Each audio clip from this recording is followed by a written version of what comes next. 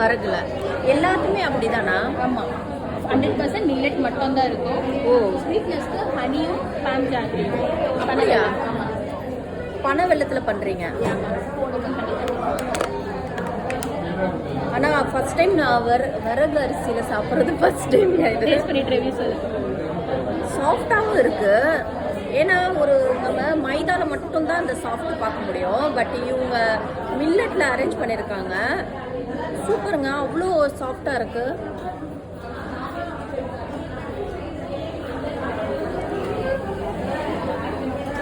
நார்மலாகவே நம்ம ப்ரௌனியை விட இது டேஸ்ட்டாக இருக்குது நிஜமாலே. இந்த மைதா கோதுமை அதில் வந்து மிக்ஸ் பண்ணியிருக்காங்க. வரகு அரிசியில் வந்து பண்ணது அரிசி மாதிரி தெரியலங்க நிஜமாலே. இதில் வந்து ஐஸ் போட்டு சாப்பிட்டா பிரம்மாண்டமாக இருக்குமே. செம்ம நல்லா இருக்கும்.